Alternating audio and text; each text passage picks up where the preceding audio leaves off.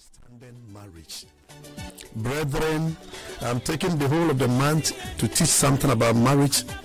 Tonight we are tackling the subject understanding marriage. Hopefully next week we shall be looking at the purpose why we marry. Then the third Tuesday we shall be looking at partners in marriage and their rules.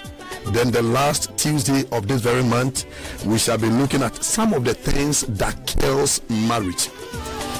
I'm pleading with you wherever that you are, anybody that is watching me right now, could you share this with somebody else so that at least one information can be a blessing to somebody else. So wherever that you are, connect a brother or a sister just to come on the line and just let's share ideas in common. That will help us, because marriage is very, very important. To begin my message, or something that I want to share with you, let me start with a story about 4 blind men that happened in Ghana who were in a particular camp. Not one of them had ever seen an elephant before. So they were all led to one particular elephant, but with different parts of that elephant. One was led to touch the tail. Each of them is just holding a part, then they are going back to define or describe what an elephant is. That is exactly how marriage is. The first person that was led to go and even touch, he was led to touch only the tail of it. According to them, when he went back and he was asked, how do you see an elephant? According to the first blind person, says that marriage, an elephant is like a snake. The second person that was led to touch only the ivory. He also came back and said that an elephant is like a stick. The third person, who was also led to touch only the leg, came back, the trunk only came back and said an elephant is like a mortar. The fourth one that held the tummy also said that an elephant is very big animal.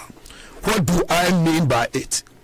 I'm just trying to connect this to the subject that I'm discussing with you.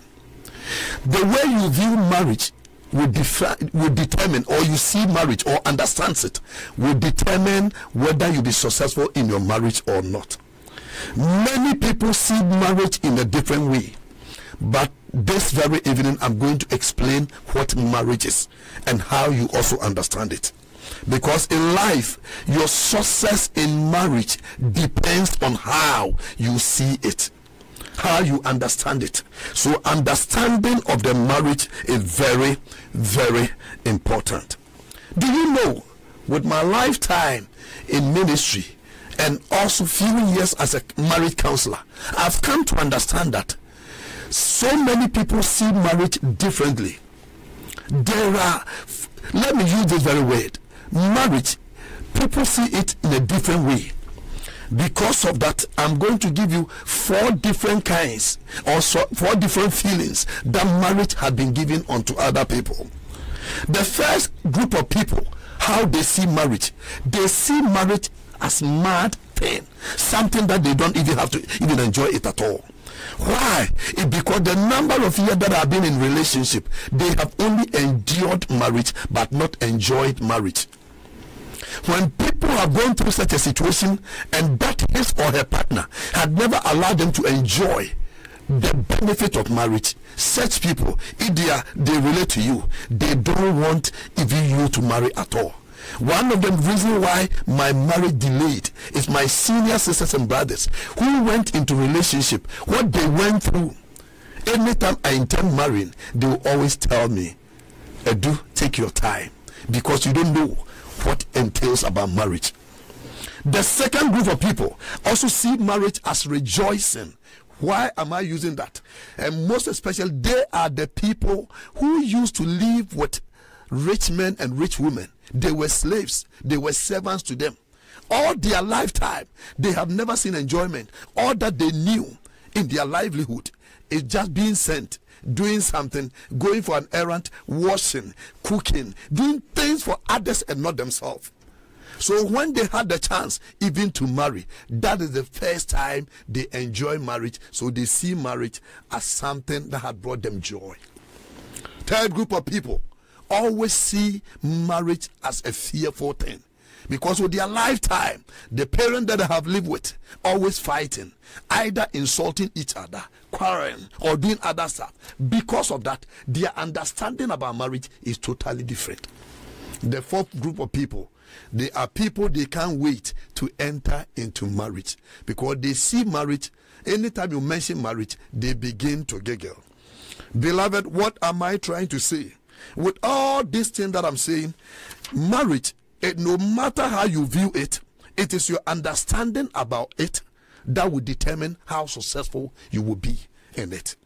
Then the question is, what then is marriage?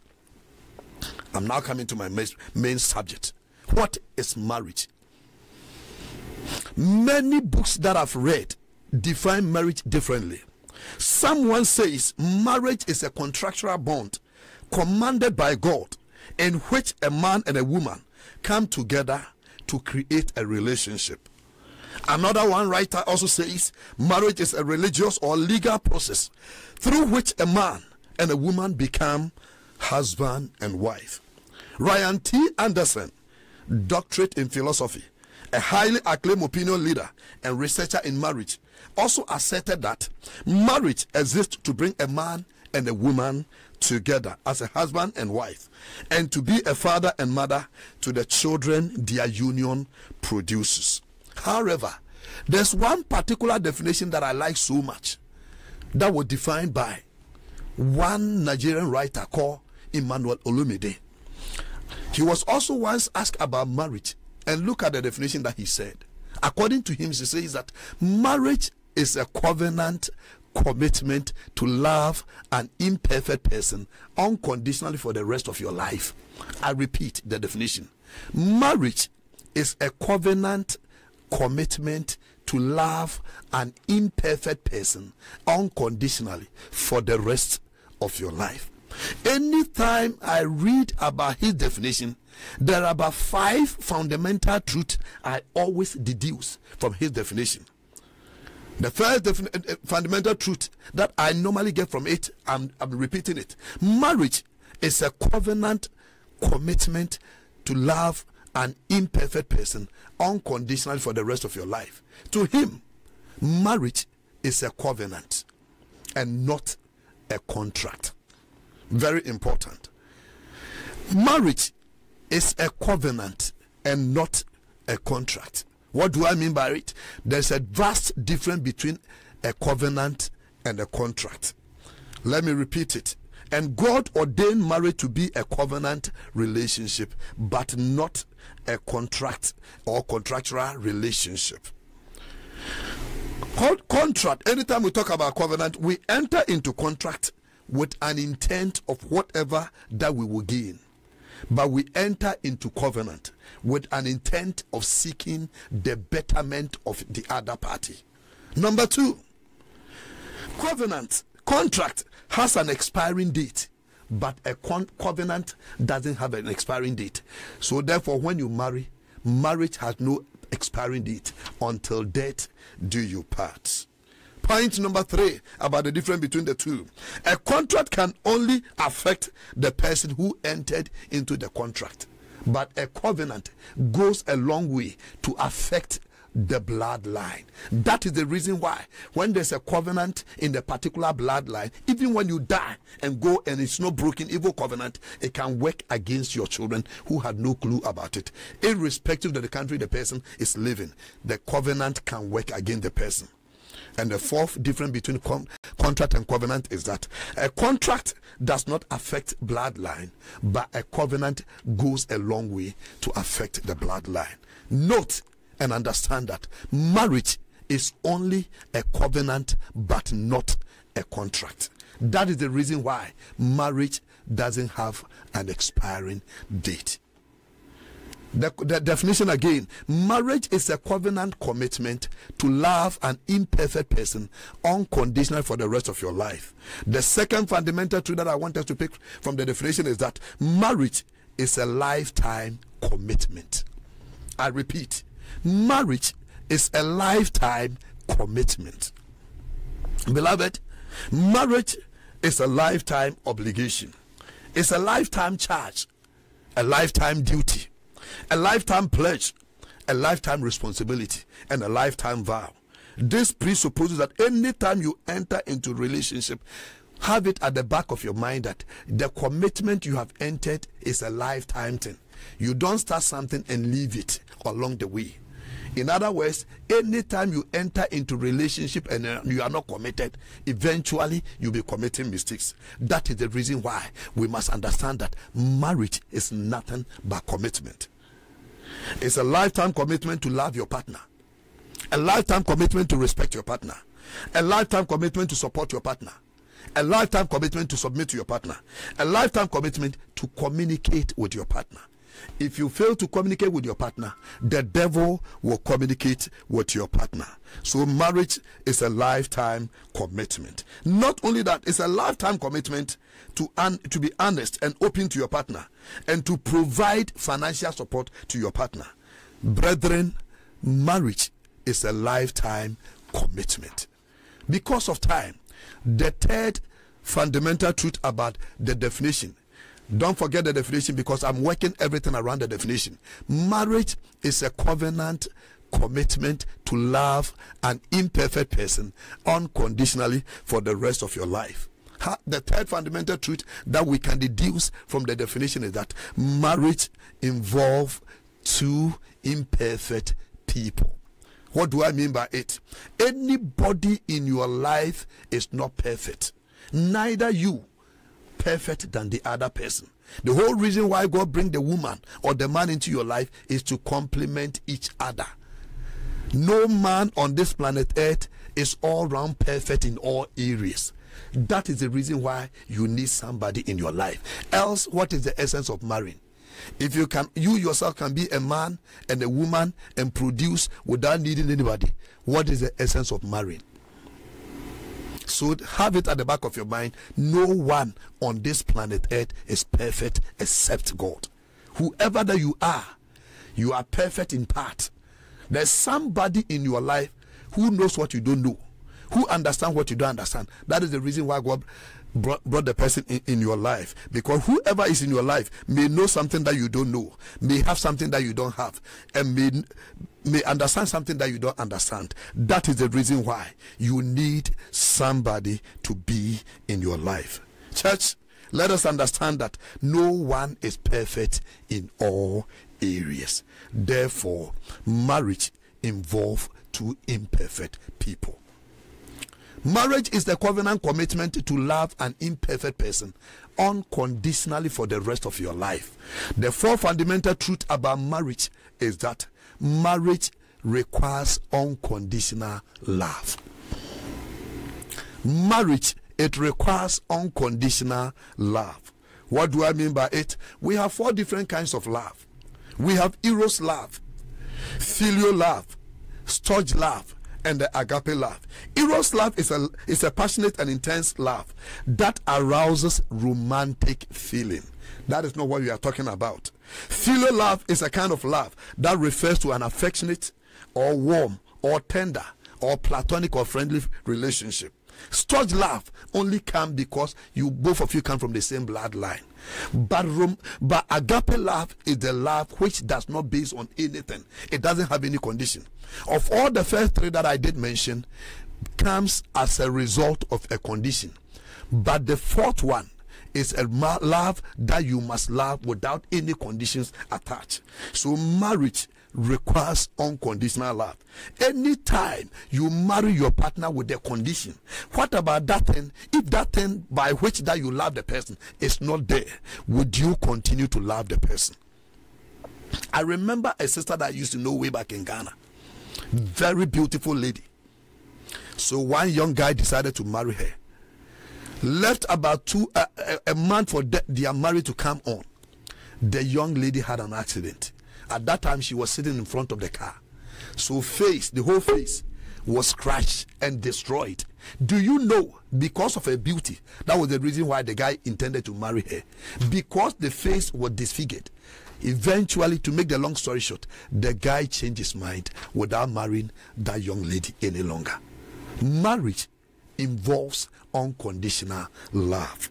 For your information, why does marriage involve unconditional love? Because man will physiologically change. Anybody that you marry, when you saw the woman at the age of 23, 24, 26, let me tell you, when I give you 5 years, the body that you saw that prompted you to marry her, eventually it will change. So it takes unconditional love for you to continue to stay with the person.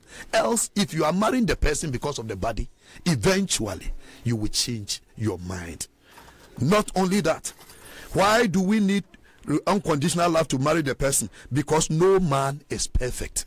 If you marry a person because of what the person has, no man is perfect. Eventually the person will change in ways, in deeds, in thoughts. That is the reason why when you marry somebody, initially some people get regretted of marrying somebody, because initially they thought that the person that I've married, 5 years the person has changed, because no man is perfect except God. So have it at the back of your mind. Marriage involves unconditional love. If you love the person because of condition, and the condition by which that you love the person is no more there, would you continue to love the person? That is why you must have it at the back of your mind. Every marriage must involve unconditional love. Why do you love your partner? Why do you love your wife? Why do you love your husband? If for that sake, because of the job, because of the tribe, because of the money, because of a brochure, if that thing is not there, would you continue to love the person? The whole major reason why many people are deserting their partner, what they saw to marry the person is no more there. Now because of that, some are changing their mind from their partner. Marriage, true marriage from God, involves unconditional love. Point number 5 from the fundamental truth definition that I gave: marriage is a covenant commitment to love an imperfect person unconditionally for the rest of your life. The 5th fundamental truth to bring my message to a close is that marriage is for a lifetime. I repeat, marriage is for a lifetime. Marriage is not an excursion trip that you take and you can return at any time that you want. No. Marriage is not something that you taste and when you don't want, you can go for an exchange. No. Marriage is not something that you back off at any time that you want. No. I'm talking from the God's point of view. But marriage is for a lifetime. Let me submit to you that marriage, when we talk about marriage for a lifetime, it simply means marriage, no refund. Marriage, no exchange. Marriage, you take him or take her as is.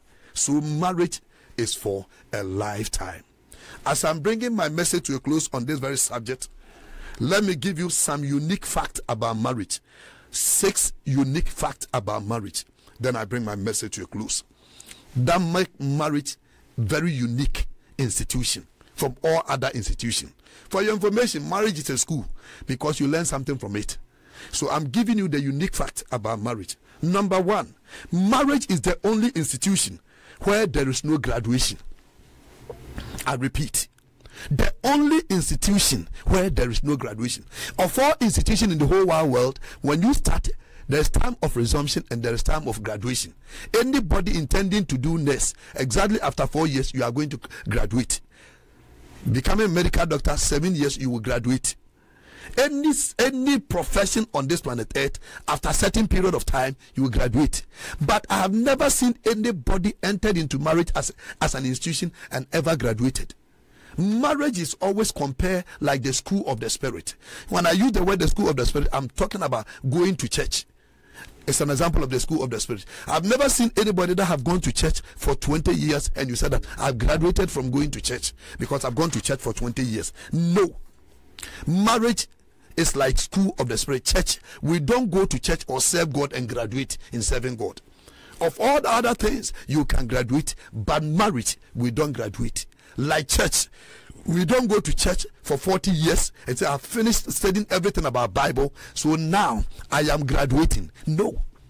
Even if you're a pastor, you preach for 30, 40 years, you still need to go to church because somebody know what you don't do and somebody have what you don't have. So marriage is like the school of the spirit. We start without graduating. The second unique fact about marriage is that marriage is the only institution where you collect your certificate on the day of resumption. When you are beginning the marriage, that day you are given a certificate. Any other institution I have ever seen in this planet Earth, unless you go to the school, you take exams, you do internship before you give you your certificate, it will take you 5 or 6 or 7 years or 8 years, at times 10 years before you are given a certificate. But marriage, the day that you are starting it, you have not even started, they will give you certificate before you start it. That make marriage unique institution. That make marriage a unique school. There's no school on this planet Earth that you'll be given certificate before you start. If you are given a certificate before you start, then it means that you are the master. Your wife is your lecturer, he's your mentor, he's your counselor, he's your everything. That is why anytime you are given a certificate, nobody mark your exams any longer. But whoever that you are living with is the one that will mark your exams. So have it at the back of your mind. Marriage is a unique institution that you are given a certificate on the day that you are beginning your school. The third unique fact about marriage is that marriage is the only school without break, without vacation, and without free period. The only school, the only institution without break, without vacation, without free period. What do I mean by it? Anybody that go to school, there's a break time for you. After 3 months, you take 1 week vacation. After another 3 months, we take 2 weeks vacation. After another 3 months, we take a time 2 months vacation. But marriage is the only institution you are never given a vacation. You are never given a free period. Neither are you giving you also a break. I've never seen anybody who had married for 20 years and they will be asked to take a break. Each and every one should separate and go and live somewhere and come back again and continue. You will stay with the person until death do you part. So marriage is a unique institution because there's no break, there's no vacation, there's no free period. The same person, you are living in the same room for the rest of your life until death do you part. That makes marriage a unique institution. Ordinary institution, when you say in this class, next year you will move to another class, another year you will move to another class, another year you will see different teachers. But here you are living with the same person in the same classroom, the same instructor, your partner, the same mentor, your partner, the same student, your partner, the same system, so your partner, for all the rest of your life in the same room. Hey, you will give birth and the children will leave. You should continue with the same marriage. That makes marriage a unique institution. The fourth unique institution about marriage is that marriage is the only institution where people expect you to succeed in what you have not been prepared or trained for.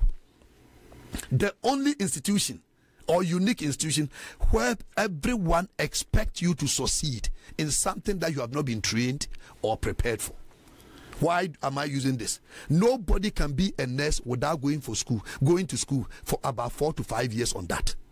Nobody can be a medical doctor, an engineer, a lawyer, pharmacist without going to school not less than 6 to 7 years, specifically being prepared on that very particular profession. But marriage is also an institution. But yet, how many people spend even 1 year in a classroom only on marriage? No one.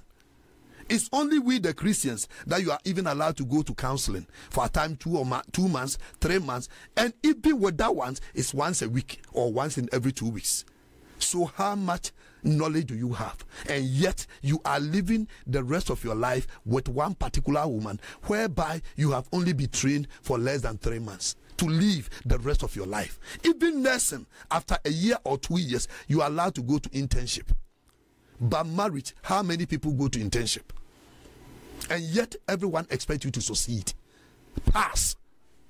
That is marriage. It's such a unique institution.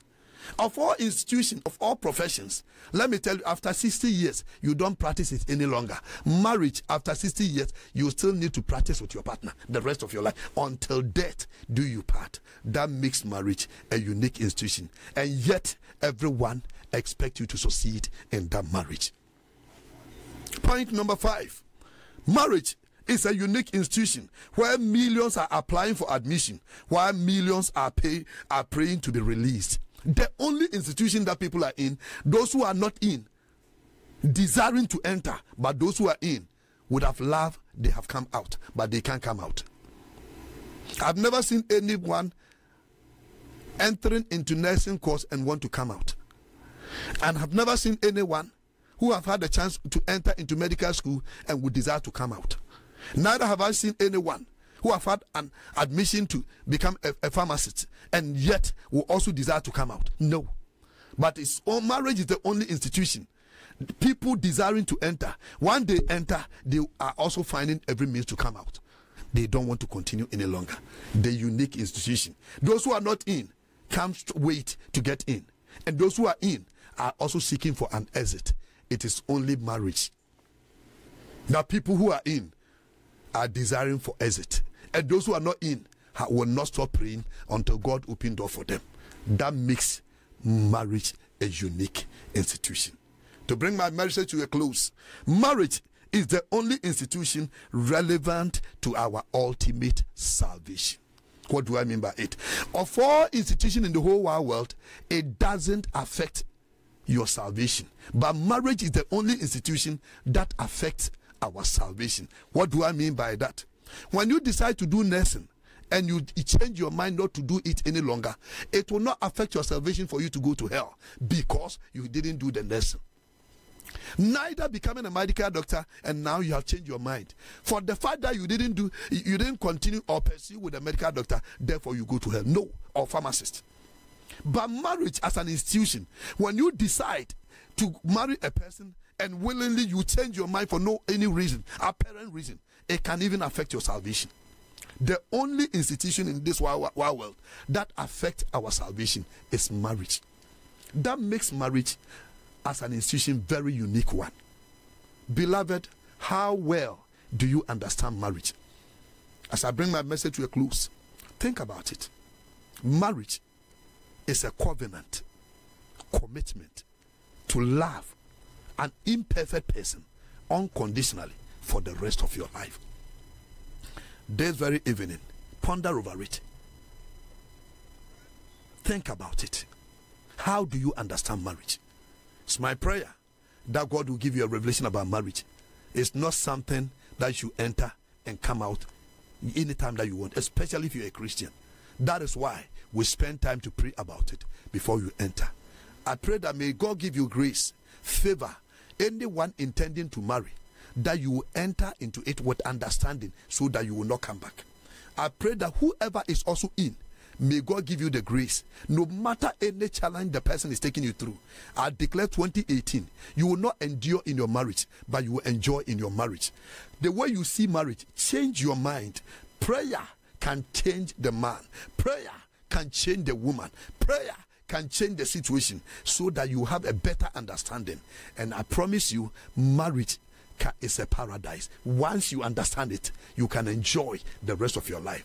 I pray, may God give you the grace to enjoy your marriage as never before. 2018 is a great blessing for you to have a successful marriage. Don't give up. Don't throw in towel. Don't relent. Don't give in. Don't decide that you will not stay with the man or the woman. God, once as you are beginning to get understanding about marriage, your situation about marriage will change. Maybe your partner, maybe your wife, maybe your husband did not understand it the way you have now understood it. I pray, may God give you and your partner an uncommon understanding so that you can live with your marriage, your partner, the rest of your life. Do me a favor. Don't miss every Tuesday. Come on the line, ask any question, and I'm ever willing to be a great help to you.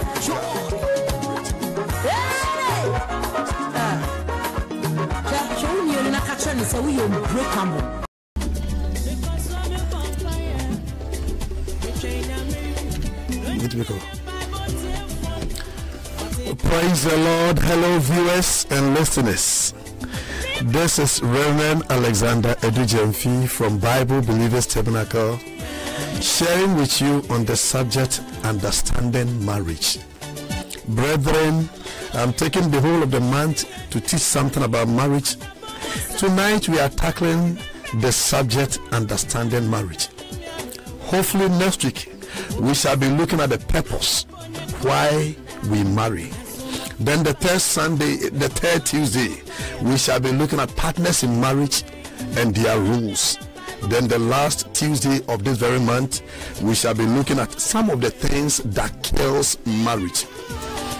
I'm pleading with you wherever that you are, anybody that is watching me right now, could you share this with somebody else so that at least one information can be a blessing to somebody else. So wherever that you are, connect a brother or a sister just to come on the line and just let's share ideas in common. That will help us, because marriage is very, very important. To begin my message, or something that I want to share with you, let me start with a story about 4 blind men that happened in Ghana who were in a particular camp. Not one of them had ever seen an elephant before. So they were all led to one particular elephant, but with different parts of that elephant. One was led to touch the tail. Each of them is just holding a part, then they are going back to define or describe what an elephant is. That is exactly how marriage is. The first person that was led to go and even touch, he was led to touch only the tail of it. According to them, when he went back and he was asked, how do you see an elephant? According to the first blind person, says that marriage, an elephant is like a snake. The second person that was led to touch only the ivory. He also came back and said that, an elephant is like a stick. The third person, who was also led to touch only the leg, came back, the trunk only came back and said, an elephant is like a mortar. The fourth one that held the tummy also said that an elephant is very big animal. What do I mean by it? I'm just trying to connect this to the subject that I'm discussing with you. The way you view marriage will determine, or you see marriage or understands it, will determine whether you'll be successful in your marriage or not. Many people see marriage in a different way, but this very evening I'm going to explain what marriage is and how you also understand it. Because in life, your success in marriage depends on how you see it, how you understand it. So understanding of the marriage is very, very important. Do you know, with my lifetime in ministry and also few years as a marriage counselor, I've come to understand that so many people see marriage differently. Let me use this very word, marriage, people see it in a different way. Because of that, I'm going to give you 4 different kinds, or 4 different feelings that marriage has been given unto other people. The first group of people, how they see marriage, they see marriage as mad thing, something that they don't even have to even enjoy it at all. Why? It's because the number of years that have been in relationship, they have only endured marriage but not enjoyed marriage. When people have gone through such a situation and that his or her partner had never allowed them to enjoy the benefit of marriage, such people, if they relate to you, they don't want even you to marry at all.